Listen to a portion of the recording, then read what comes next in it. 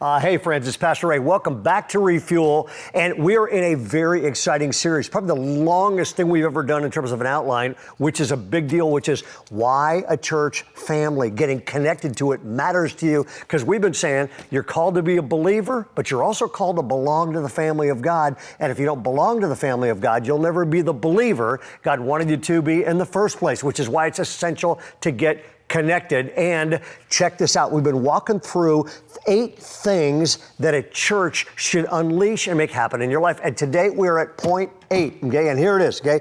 And the right church for you is the church that helps you and challenges you to discover and develop your spiritual gifts, okay? Spiritual gifts are a huge thing in the Bible, which the minute you became a Christian, you received one or more spiritual gifts with which to make a maximum impact in your life, okay?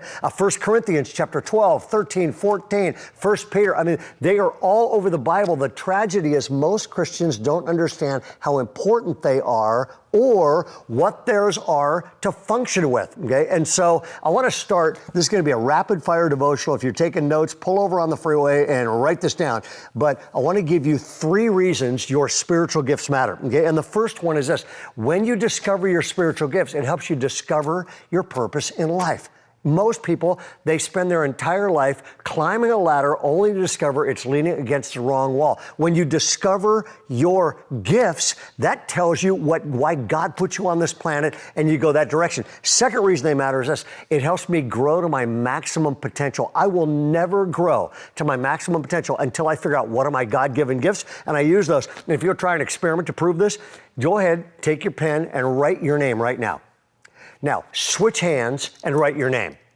The one you switch hands with, writing with the wrong hand, always looks like a mess. The average person in America, the average Christian, spends their entire life writing with the wrong hand for all of life. When you don't know and discover and develop what your spiritual gifts are, all of a sudden you're in the right place, right hand, you're going for it. There's a third benefit to this, and it's this: it actually increases your impact. You and I are on this planet for one reason: to make an impact for Jesus Christ for all of eternity, for as long as the number of years are we have on this planet. And when I know what my spiritual gifts are and I put them into play, it leaves them with a maximum impact while I'm here. And then the last one is the most fun one for me, and it's this: when you know what your gifts are, it frees you from feelings of inferiority and insecurity, because when you know what your gifts are, you also aren't troubled by what they're not, okay? So I'll give you an example.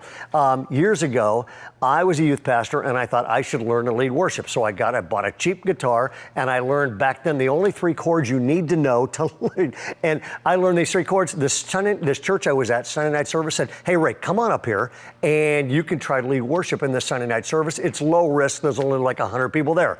I get up. I am not gifted to do this, people. I get up and I start one song. It breaks down. People are halfway through the song. People are laughing so hard, I give up. We put another song on. Okay, same thing happens. The third song, I'm laughing so hard. Everybody in there is laughing so hard. The song broke down. Finally, 3 broken songs. I didn't even finish a complete song. People are laughing so hard. People bought copies of the service afterwards to play to their friends as a comedy album, okay? Now, was I depressed about that, insecure about that? No, I thought, hey, just one more thing I'm not gifted at. And I sold that guitar, actually gave it away to the glory of God, and I've never led worship again, which is probably the best thing that's happened to every church I've been in, okay? When you know what your gifts are, you're not insecure by what they're not, and you can celebrate other people's gifts. It's a great way to live. It's the only way to live. It's why God wired you up and gave you gifts. Now, if you're going, how do I get started?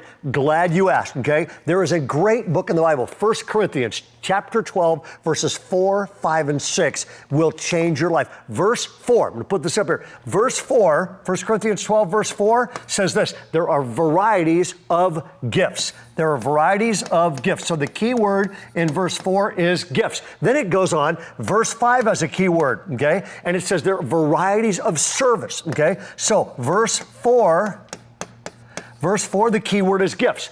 Verse 5, the key word is service. And then verse 6, and just, grab your phone. This is awesome. Verse 6 says gifts, service, and then it says, and their variety of effects. Okay, and then that verse ends by saying, and God works.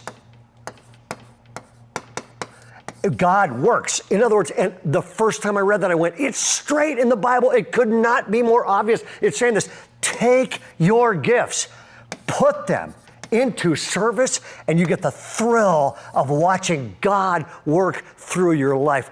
My last 25 years have been incredible. I have no gifts in leading worship and a whole bunch of other stuff. I do have some gifts in teaching, I have some gifts in leadership, and I have some gifts in sort of getting things launched and dreaming God-sized dreams. And a few years ago, we took my little meager gifts, Carol took her gifts, we prayed, and we launched a tiny little church on Granite Bay, and the rest has been history in terms of the impact it's had. And you know what's interesting is, when God uses you, God gets the glory, but you get the blessing. But this is in the Bible, and the way God worked then is the way God worked now. Can you imagine what would happen if you and every one of the thousands and thousands of people that call Bayside home, you just decided, I'm going to take my gifts, I'm going to put them into service. You will get the thrill of watching the God you love work in you and through you, and there's nothing better than that. So, matter of fact, you may want to listen to this again.